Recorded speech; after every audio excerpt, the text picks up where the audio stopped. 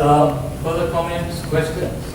I'm going to just add to what Rodger said. I mean, I think sometimes we forget that language itself is a kind of living, changing field, right? I mean, if anyone's interested in etymologies, when you look at the original meaning of a word and what it means now, oftentimes there's a profound transformation. I think of a word like tawdry, right? Tawdry, which means something that's cheap and unattractive. But when that word was first used, it meant something that was very spiritually refined. And they started making these kind of St. Anne's laces that they would sell, that they started producing with cheaper and cheaper material. Right. And so then, after time, it started to mean something that was the exact opposite of what it originally was intended to convey. And so that language itself is a shifting, moving field, and we have a moment of order, but it's ultimately caught this flux of chaos, and it's changing. Yes? I have a question. When you're talking about writing creatively in a chaotic world, which world are we talking about? The inner world or the external world? Well, I would say that one could interpret it to mean, and perhaps it was meant originally, the external world was chaotic. But I agree with you, I think I agree with you, that really we're talking about not projecting our terror of the chaos within onto the world, but actually going into the chaos in order to emerge, at least temporarily, or to stay against confusion. So to me, it's the inner world that's chaotic, but then we do project that chaos onto the world and then try to fight it out there, which I think is something of a mistake, but it's sort of how we do. It's what we tend to do. A quick comment.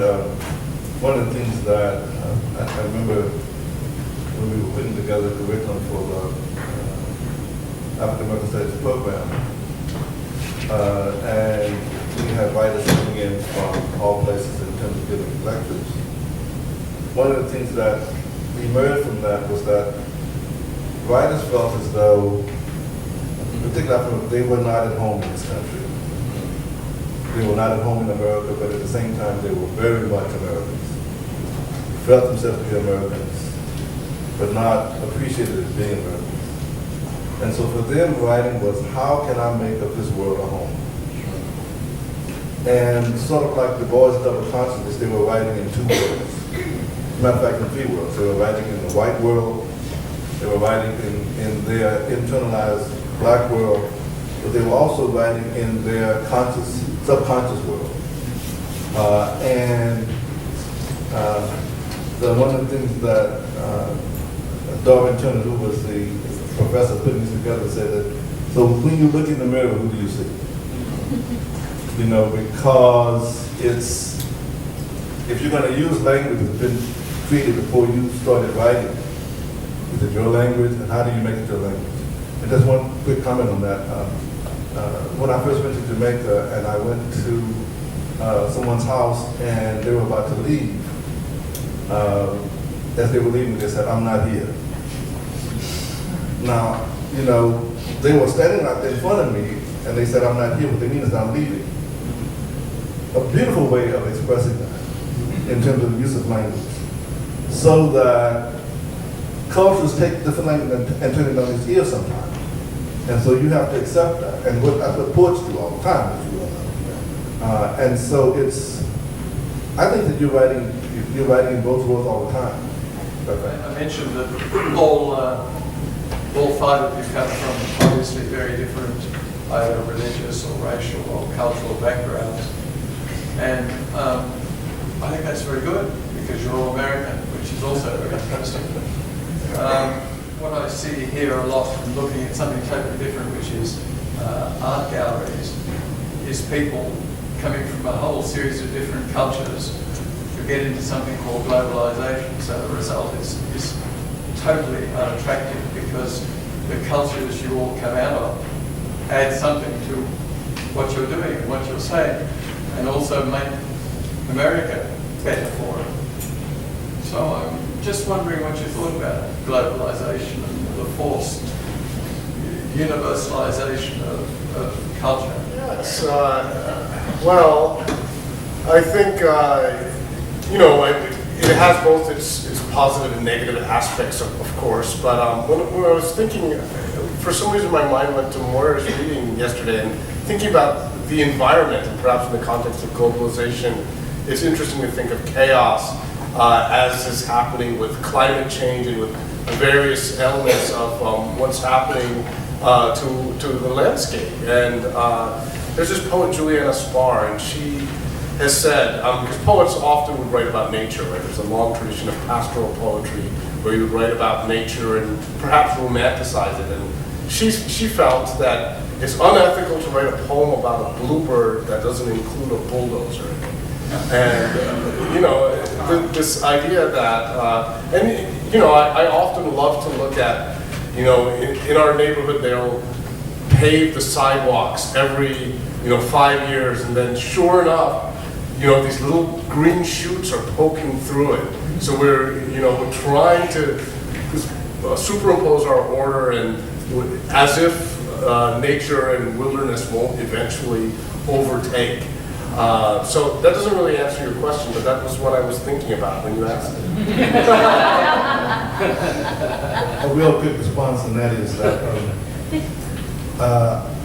globalization, of course, is the buzzword now. And I think that when I talk to my students and when I talk to faculty members, it's clear that globalization is something that they will do when they can afford it. And they can do when it doesn't impact upon them in any significant way. And I say that because in the United States, the most segregated hour in the whole week is 11 o'clock on Sunday morning, in which all the blacks are going to their church, and all the Jews are going to theirs, and all the Protestants are going to theirs, and so forth. And it's, that's their time. And it's interesting because there's very little bit of unification at that time. It's total segregation, total separatism. There's certainly no globalization, except that there are different groups doing the things, not together, but separate. So we still have a long ways to go in terms of globalization. Well, I was thinking before I came of Whitman's preface, 1855 edition of Leaves of Grass, where he sets out the project of the American poet in terms of the capacity to contain multitudes and the capacity to be a race of many races. And this is the great problem. It's always tricky to quote that because of what happened in the Civil War right after. But the point being, for me, Whitman is both a poet and an essential prophet of what the promise is. And if you look at speaking as a poet in the technical sense of Whitman's catalogs, where he will list, for instance, occupations, carpenter, prostitute, president, in no particular order. There's not a hierarchy. In a hierarchical situation, the president would come first, the prostitute would be at the bottom. In Whitman, they're all one after the other. Each deserves its moment of individual attention. And that attitude is essential to what I would call the antidote to globalization, which is localization. And right now, this is my 3-day observation of Singapore. You're in an intense moment of, you're looking around, they're building incredible amounts. There's a lot of very tall buildings going on. And, one wonders what happens actually at the end of that process, because, I don't know. It's really kind of terrifying to me. I live in low-lying. I live in New Orleans, where our houses are made of sticks, but it seems to me that the counter-trend to globalization, to global warming, is localization, locavore, eating local food, local products, solving problems at the local level.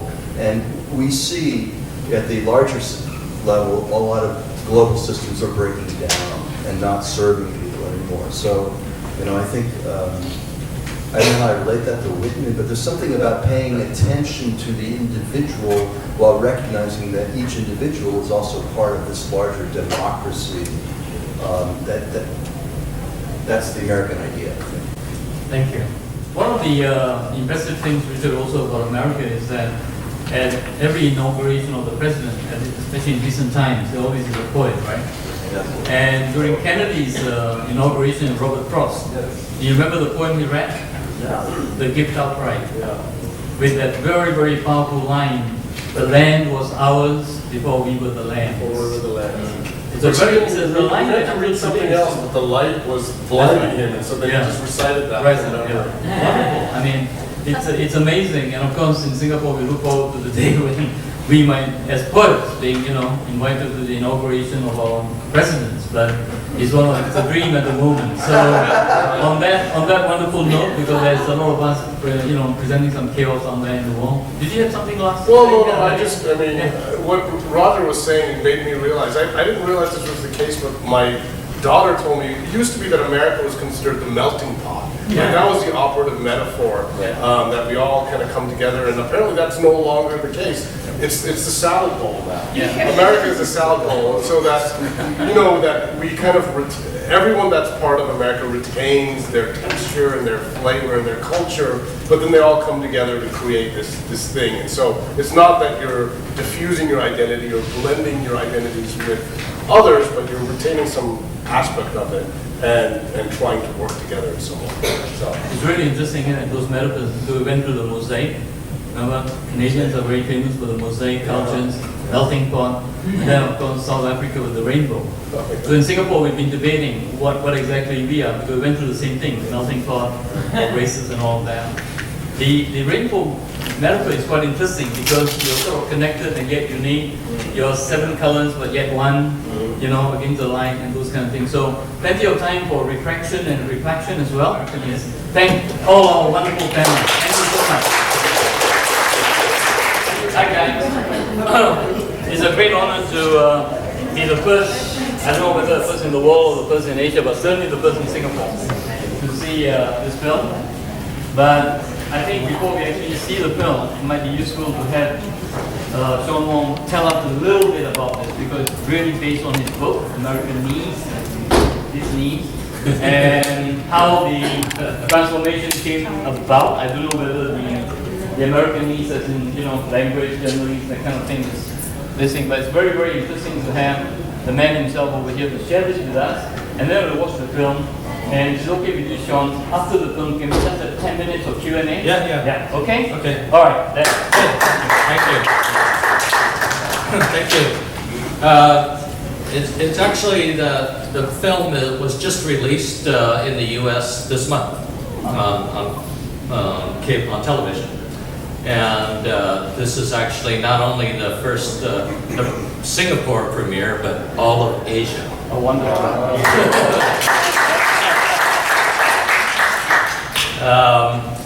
It's having your novel made into a movie is a surreal experience. Let me just say, number one, from the author's perspective, all of the characters only existed in my head as a fiction, as an imagination, and having real people play my fictional characters is actually very surreal experience to see them stand up and start speaking. And all the time they only existed in my head. Talk about chaos. Getting your head wrapped around that idea is very chaotic. While I was listening to the panel discussion, I thought I would just mention a couple of things as Rodger was talking about the idea of this issue of twos, and it took the producer Lisa Onodera 9 years to get this movie made, and all I did was just sign on the line saying yes, you can have the film rights. But she bought the film rights right after my novel came out, and she spent 9 years trying to find money to make the movie. And she finally found a gentleman who said, his name is John C. He's a Chinese-American cable TV executive, very, very wealthy. And he is committed to putting Asians on film and Asian subjects. And I think one of the interesting things about showing the film here, in the US, as an Asian American, we don't see ourselves on TV. We don't see ourselves in advertisements and commercials.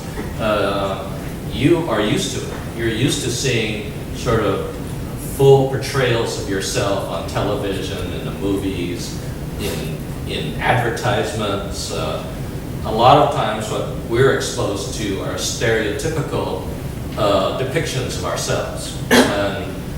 And so I think one of the things that we try to do in my film is to present realistic portrayal of an Asian American family, and to narrate issues of race and identity as we see them in America. So it'll be interesting to see your reaction based on your experience and your exposure to what might be commonplace to you, but for us is very unusual to see this kind of depiction. For example, a middle-aged Asian American man playing a romantic leading role. So I'm curious to see your reaction at the end.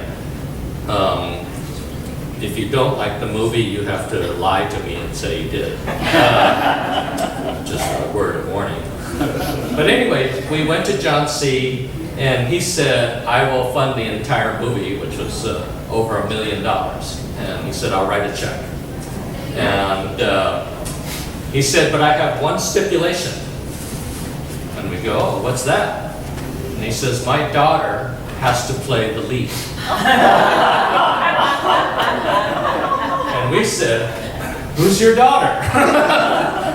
My daughter's name is Allison C. And my novel is about mixed race identity, half white, half Asian main character named Aurora. And Allison is half Chinese and half Italian. And so, as a novelist, and Lisa, as the producer, you have this dilemma.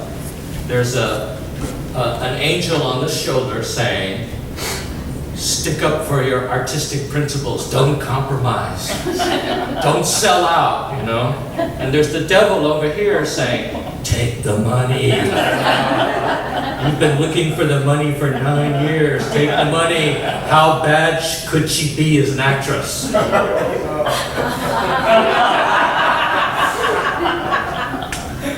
So, we took the money. And we said, I hope she can act. But it turns out she was the perfect person for the role. The perfect person for the role. And you'll see, she does a fabulous job. And then, when we got the money in our hands, and we started looking for a director, and I wanted a woman director. Nobody listens to the author of the book. But I wanted a woman director, and I had one in mind, because it's a love story. And I wanted to hire Mira Nair, Monsoon Wedding, and other films. I just thought she would be perfect for this film. And then Allison C., the executive producer's daughter, said, I would like his boyfriend to be the director. And his name is Eric Byler. And we thought, what woman in her right mind would hire her ex-boyfriend to do anything, all right?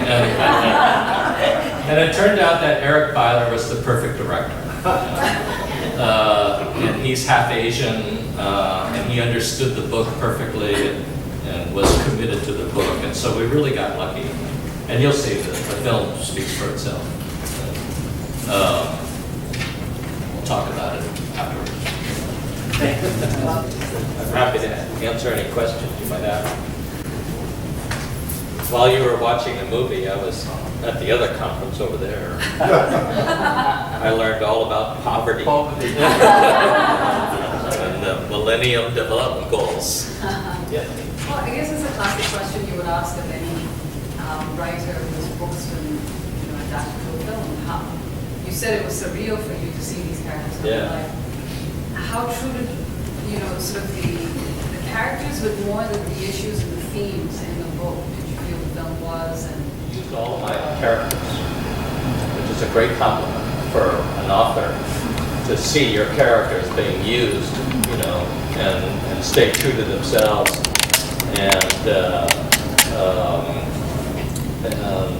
And I think, I mean, I like the movie, and I was involved in it. I was an associate producer, which I think in Hollywood means here's some money, go away and don't bother us anymore. But I was actually quite involved in the filming. It's an independent film, and so they consulted me a lot. When Joan Chen was hired, and I've always admired Joan Chen, when she was hired, she read the script. I wrote the first 2 versions, and the director wrote the last version. But when she was hired, she read my novel, and the director called me up on the phone, and she said, Joan Chen read the novel, and she wants more of the novel in the movie. You know, and I go, oh, bless her heart. I love her. But you make compromises. But the nice thing about a movie, which is different from writing a novel, it's highly collaborative. And aside from the movie, I loved having that conversation, you know, with the director and with the actors who wanted the backstory for their characters and things like that. You know, my novel is actually very, very funny. It's a romantic comedy. The movie's quite sad. But I remember the director calling me up one day when he was planning the movie, and he said, "What's your novel about?" And I said, well, I went into my spiel, you know, sort of my stump speech. And I said, you know, it's a romantic comedy about race and ethnicity. And he goes, Shawn, I've read the novel 3 times. He says, I think it's about something else. And there was a long silence, and I said, you want to know what I hid in the novel? And I said, you know, I sighed and I said, you know, the novel is really about absence. And I said, that's not very funny. I want you to make a funny movie. And he goes, no, I'm going to make a movie about absence. Yeah, you know, that's what the movie's about. I just love that I think of the father and the son, and then Aurora and the Vietnamese American characters have such rich backgrounds in that movie. I really appreciated that. Yeah. Where did, what made you think about the character for Betty? That's a great question, because I wrote about 100 pages of the novel, which is basically just interviewing the characters. And I sent it to my agent, and she sold it to Simon & Schuster, based on 100 pages. And they said, well, we'll buy the novel if you send us a complete outline of the rest of the novel. So I wrote a 25-page outline. And Betty Nguyen was originally supposed to be in 1 chapter. And she was just supposed to be a type, you know, sort of the Vietnamese immigrant, you know, character, post-Vietnam War. And I was writing the novel, a residency at the Rockefeller Center at Bellagio, and I was writing my novel, and I had to finish it in a month. And I was in my studio, and I was writing, and there's a scene where Betty and Raymond, you know, they're having their affair, and they're having an argument, and there's a scene in the garage of the office building where they work, and they were late for work, you know, and she was supposed to be in this 1 chapter. And I remember writing on the computer, and I wrote, Betty was late. You know, late for work, right? I wrote, Betty was late, and then I put a period, and then I wrote, for no reason at all, I wrote, not late for work. And I remember the cursor going, blink, blink, blink, blink. I got up from my chair, and I go, how did she get pregnant? You know? she's not supposed to get pregnant. I mean, I know how she got pregnant, but. And then she sabotaged my novel. You know, the character completely sabotaged my novel. She sabotaged a movie, and I went for a walk. I go, all right, I got to rewrite the outline. So I went back to my study and I rewrote the outline for the ending of the book, and I let her become a major character. That's the first time that's ever happened to me, where, you know, the character really took over my story. That character. Yeah, in the book she is, in the movie she's crazy, but in the book she's even more intense. And what's funny about when we screened the movie at San Francisco Asian American International Film Festival, Joan Chen lives in San Francisco, and she invited us all over to her house for breakfast. And she called me on the phone, and she left a voicemail on my phone. And I remember going, oh, I got a voicemail. I listened to the phone, and I had seen the movie, and I go, it's like a surreal moment where that voice is so familiar. And she goes, hi, Shawn. And I go, oh! Is she going to tell me, don't come over? I don't want to see you ever again. You know, when you're talking about Betty, Faulkner talks about writing that you push the camera down the street and you walk behind and take the notes. Yeah. And sometimes they go into how you don't expect. Right. And then you're in trouble. Yeah. So they take over. That's sort of how she did. I like the fact that that you didn't try to provide a lot of answers. Yeah. You know, that you didn't try to solve everything. Yeah. You didn't try to. That's because that's the way life is. Right. You know, like Aurora and her father. Yeah. You know, issues about race aren't absolute. Absolutely. Yeah. You know, and he's not going to change. No. And she's going to love him as a daughter. Yeah. But they're from two different generations, and that's the way life is. So forth and so on. And the thing we try to show is racism takes different forms. You know, and when the mother comes in and trying to give Miles cake and talks about his shirt, you know, that's a form of racism. Yes, absolutely. You know. What really drove you to write this book? And do you think that the message is best conveyed? Do you think that there are different aspects that a novel could convey better versus a movie? Well, you know, I'll tell you the basis for the novel is I wrote it for my wife, and we were getting ready to go on vacation, and my wife, and my late wife Vicki, is dedicated to her.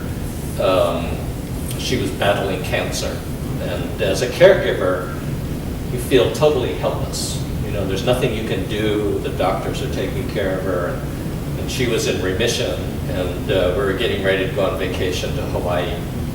And she said to me, "You're a writer."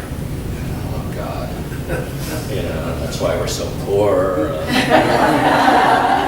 And she says, and she was looking for a book to take with her on vacation, and she said, "Why can't you write a book I can read at the beach?" You know, and I'm thinking the subtitle is, "You just write those academic books," you know. And I thought to myself, "I'll write you a damn beach book." You don't think I can do that, right? And so, in taking care of her, I thought, well, this is something I can do. You know, I can make her laugh. And it took me 2 years, but I wrote her a beach book. And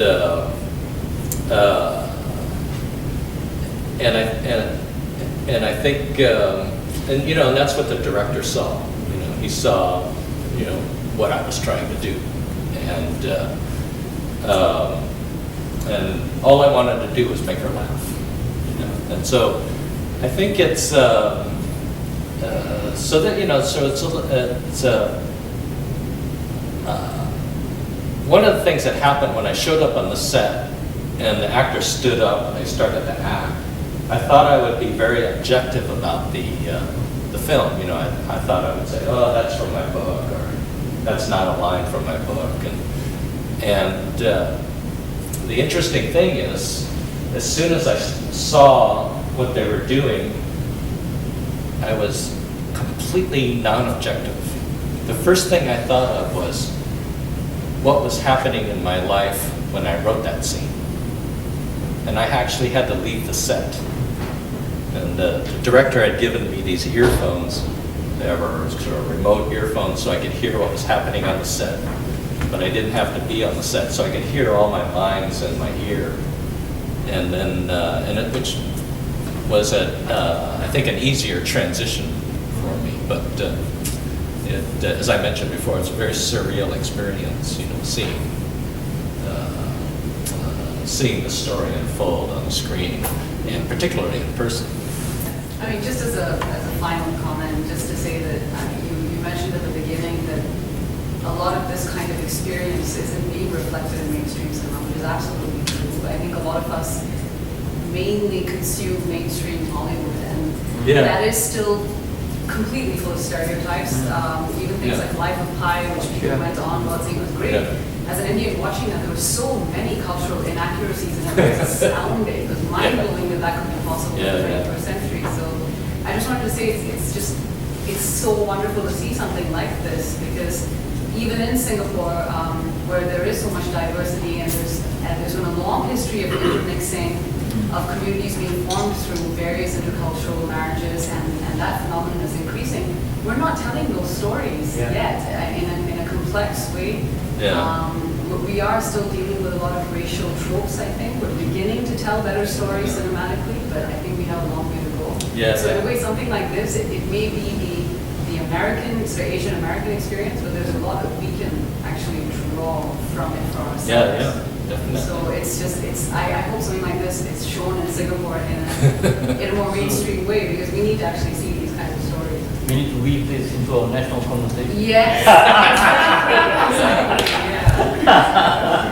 We're having this huge national conversation. So thank you. Absolutely. You know, thank you.